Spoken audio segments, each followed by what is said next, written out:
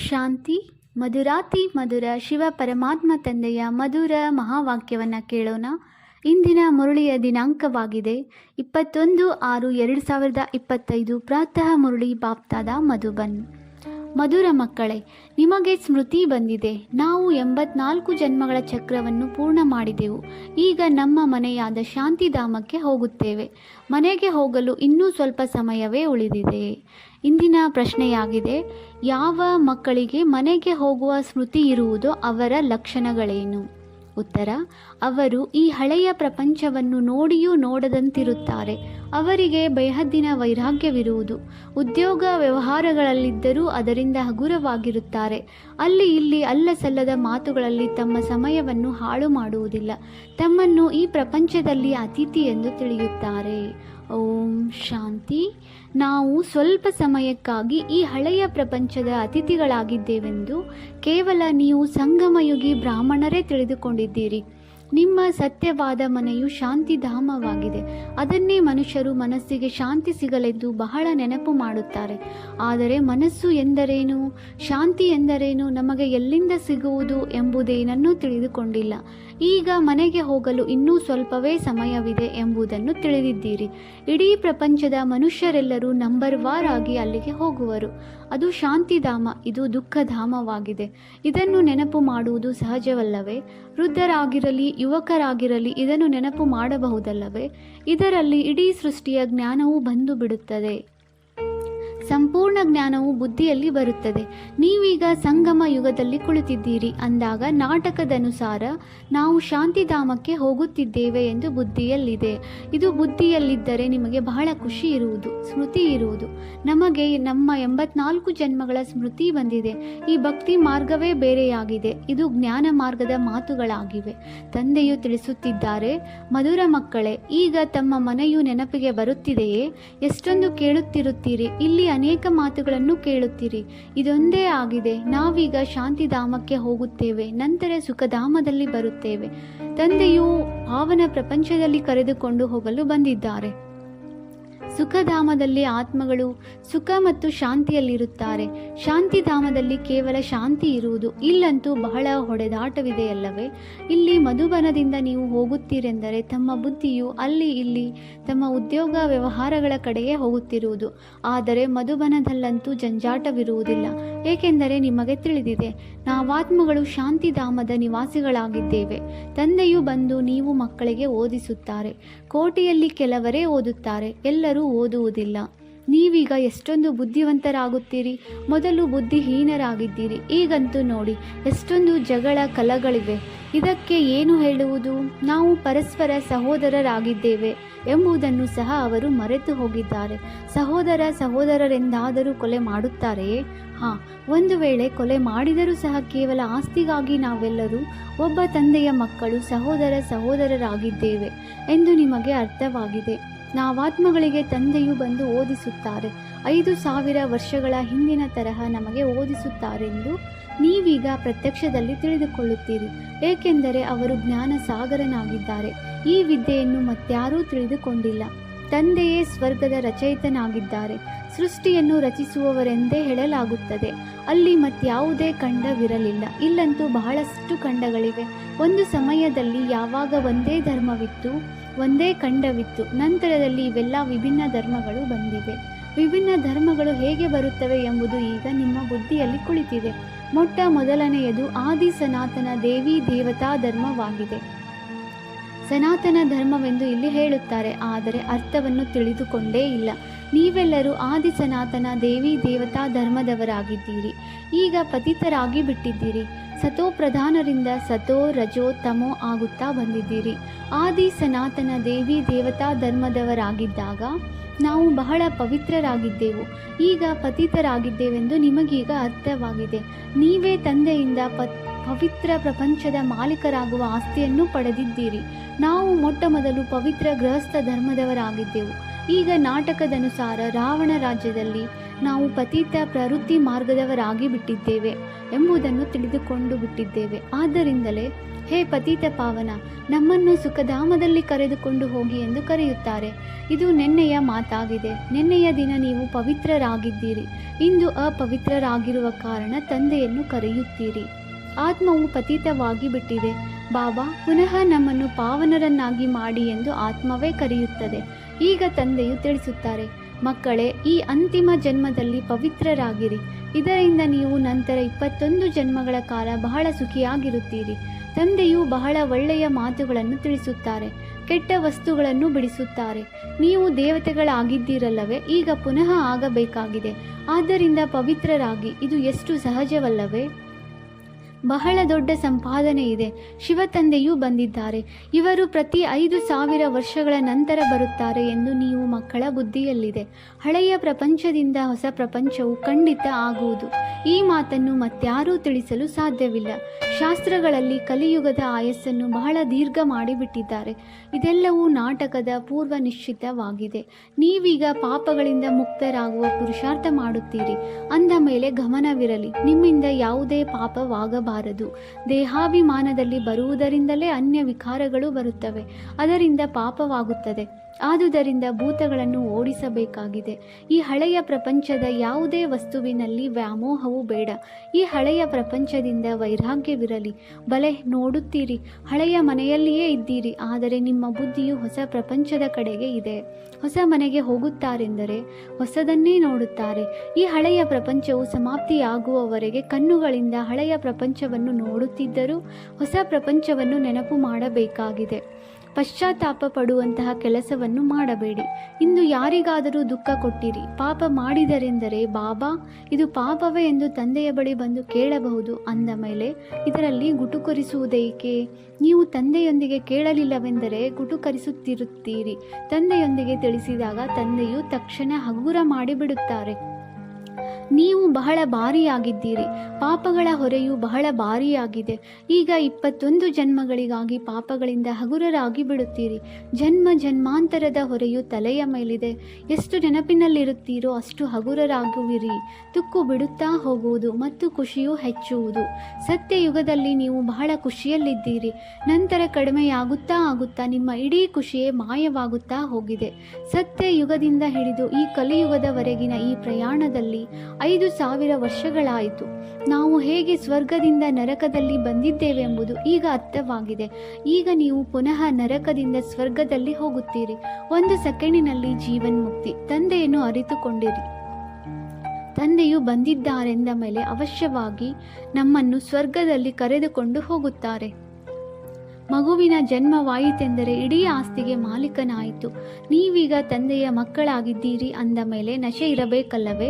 ಆದರೆ ಇಳಿಯುವುದೇಕೆ? ನಶೆ ಏರಬೇಕಲ್ಲವೇ? ಆದರೆ ಇಳಿಯುವುದೇಕೆ? ನೀವು ದೊಡ್ಡವರಾಗಿದ್ದೀರಲ್ಲವೇ? ಬೇಹದ್ದಿನ ತಂದೆಯ ಮಕ್ಕಳಾಗಿದ್ದೀರಿ ಅಂದ ಮೇಲೆ ಬೇಹದ್ದಿನ ರಾಜಧಾನಿಯ ಮೇಲೆ ನಿಮ್ಮ ಹಕ್ಕಿದೆ. ಆದ್ದರಿಂದ ಅತೀಂದ್ರಿಯ ಸುಖವನ್ನು ಕೇಳಬೇಕೆಂದರೆ ಗೋಪಿ ವಲ್ಲಭನ ಗೋಪ ಗೋಪಿಕೆಯರಿಂದ ಕೇಳಿ ಎಂಬ ಗಾಯನವಿದೆ. ವಲ್ಲಭನು ತಂದೆಯಾಗಿದ್ದಾರಲ್ಲವೇ, ಅವರಿಂದ ಕೇಳಿರಿ. ನಂಬರ್ವಾರ್ ಪುರುಷಾರ್ಥದ ಅನುಸಾರವೇ ಖುಷಿಯ ನಶೆ ಏರುವುದು. ಕೆಲವರಂತೂ ಬಹುಬೇಗನೆ ಅನ್ಯರನ್ನು ತಮ್ಮ ಸಮಾನ ಮಾಡಿಕೊಳ್ಳುತ್ತಾರೆ. ಎಲ್ಲವನ್ನೂ ಮರೆಸಿ ತಮ್ಮ ರಾಜಧಾನಿಯ ನೆನಪು ತರಿಸುವುದೇ ನೀವು ಮಕ್ಕಳ ಕರ್ತವ್ಯವಾಗಿದೆ. ನೀವಂತೂ ಸ್ವರ್ಗದ ಮಾಲೀಕರಾಗುತ್ತೀರಿ. ಈಗ ಕಲಿಯುಗ ಹಳೆಯ ಪ್ರಪಂಚವಾಗಿದೆ, ನಂತರ ಹೊಸ ಪ್ರಪಂಚವಾಗುತ್ತದೆ. ಪ್ರತಿ 5,000 ವರ್ಷಗಳ ನಂತರ ತಂದೆಯು ಭಾರತದಲ್ಲಿಯೇ ಬರುತ್ತಾರೆ. ಅವರ ಜಯಂತಿಯನ್ನು ಆಚರಿಸುತ್ತೀರಿ. ತಂದೆಯು ಬಂದು ನಮಗೆ ರಾಜಧಾನಿಯನ್ನು ಕೊಟ್ಟು ಹೋಗುತ್ತಾರೆ. ನಂತರ ನೆನಪು ಮಾಡುವ ಅವಶ್ಯಕತೆಯೇ ಇರುವುದಿಲ್ಲ. ನಂತರ ಭಕ್ತಿಯು ಆರಂಭವಾದಾಗ ನೆನಪು ಮಾಡುತ್ತಾರೆ. ಇದು ನಿಮಗೆ ತಿಳಿದಿದೆ. ಆತ್ಮವು ರುಚಿ ನೋಡಿದೆ. ಆದ್ದರಿಂದ ಬಾಬಾ ಪುನಃ ಬಂದು ನಮ್ಮನ್ನು ಶಾಂತಿಧಾಮ ಸುಖಧಾಮದಲ್ಲಿ ಕರೆದುಕೊಂಡು ಹೋಗಿ ಎಂದು ನೆನಪು ಮಾಡುತ್ತಾರೆ. ನೀವೀಗ ಮಕ್ಕಳು ತಿಳಿದುಕೊಂಡಿದ್ದೀರಿ. ಅವರು ನಮಗೆ ತಂದೆಯೂ ಆಗಿದ್ದಾರೆ, ಶಿಕ್ಷಕನೂ ಆಗಿದ್ದಾರೆ, ಸದ್ಗುರುವೂ ಆಗಿದ್ದಾರೆ. ಸೃಷ್ಟಿಯ ಆದಿ ಮಧ್ಯ ಅಂತ್ಯದ ಚಕ್ರ ಮತ್ತು 84 ಜನ್ಮಗಳ ಜ್ಞಾನವು ನಿಮ್ಮ ಬುದ್ಧಿಯಲ್ಲಿದೆ. ಅನೇಕ ಬಾರಿ 84 ಜನ್ಮಗಳನ್ನು ತೆಗೆದುಕೊಂಡಿದ್ದೀರಿ ಮತ್ತು ತೆಗೆದುಕೊಳ್ಳುತ್ತಾ ಇರುತ್ತೀರಿ. ಇದಂತೂ ಅಂತ್ಯವಾಗಲು ಸಾಧ್ಯವಿಲ್ಲ. ನಿಮ್ಮ ಬುದ್ಧಿಯಲ್ಲಿ ಈ ಚಕ್ರವಿದೆ. ಮತ್ತೆ ಮತ್ತೆ ಸ್ವದರ್ಶನ ಚಕ್ರವು ನೆನಪಿಗೆ ಬರಬೇಕು. ಇದೇ ಮನ್ಮನಾಭವ ಆಗಿದೆ. ತಂದೆಯನ್ನು ಎಷ್ಟು ನೆನಪು ಮಾಡುವಿರೋ ಅಷ್ಟು ಪಾಪಗಳು ಭಸ್ಮವಾಗುವವು. ಯಾವಾಗ ನೀವು ಕರ್ಮಾತೀತ ಸ್ಥಿತಿಗೆ ಸಮೀಪ ತಲುಪುವಿರೋ ಆಗ ನಿಮ್ಮಿಂದ ಯಾವುದೇ ವಿಕರ್ಮಗಳು ಆಗುವುದಿಲ್ಲ. ಈಗ ಸ್ವಲ್ಪ ಸ್ವಲ್ಪ ವಿಕರ್ಮಗಳಾಗಿ ಬಿಡುತ್ತವೆ. ಇನ್ನೂ ಸಂಪೂರ್ಣ ಕರ್ಮಾತೀತ ಸ್ಥಿತಿ ಆಗಿಲ್ಲ. ಇವರು ಅಂದರೆ ಬ್ರಹ್ಮ ತಂದೆಯವರು ಸಹ ನಿಮ್ಮ ಜೊತೆ ವಿದ್ಯಾರ್ಥಿಯಾಗಿದ್ದಾರೆ. ಓದಿಸುವವರು ಶಿವ ತಂದೆಯಾಗಿದ್ದಾರೆ. ಬಲೆ ಇವರಲ್ಲಿ ಪ್ರವೇಶ ಮಾಡುತ್ತಾರೆ, ಆದರೆ ಇವರು ಸಹ ವಿದ್ಯಾರ್ಥಿಯಾಗಿದ್ದಾರೆ. ಇವು ಹೊಸ ಮಾತುಗಳಾಗಿವೆ. ಕೇವಲ ನೀವೀಗ ತಂದೆಯನ್ನು, ಸೃಷ್ಟಿ ಚಕ್ರವನ್ನು ನೆನಪು ಮಾಡಿ. ಅದು ಭಕ್ತಿ ಮಾರ್ಗ, ಇದು ಜ್ಞಾನ ಮಾರ್ಗವಾಗಿದೆ. ರಾತ್ರಿ ಹಗಲಿನ ಅಂತರವಿದೆ. ಅಲ್ಲಿ ಎಷ್ಟೊಂದು ಗಂಟೆ, ಜಾಗಟೆ ಇತ್ಯಾದಿಗಳನ್ನು ಬಾರಿಸುತ್ತಾರೆ. ಆದರೆ ಇಲ್ಲಿ ಕೇವಲ ನೆನಪಿನಲ್ಲಿರಬೇಕಷ್ಟೆ. ಆತ್ಮವು ಅಮರನಾಗಿದೆ. ಅಕಾಲ ಸಿಂಹಾಸನವೂ ಇದೆ. ತಂದೆಯೇ ಅಕಾಲ ಮೂರ್ತಿ ಎಂದಲ್ಲ, ನೀವು ಸಹ ಅಕಾಲ ಮೂರ್ತಿಗಳಾಗಿದ್ದೀರಿ. ಅಕಾಲ ಮೂರ್ತಿಯ ಆತ್ಮನಿಗೆ ಈ ಭ್ರುಕುಟಿಯು ಸಿಂಹಾಸನವಾಗಿದೆ.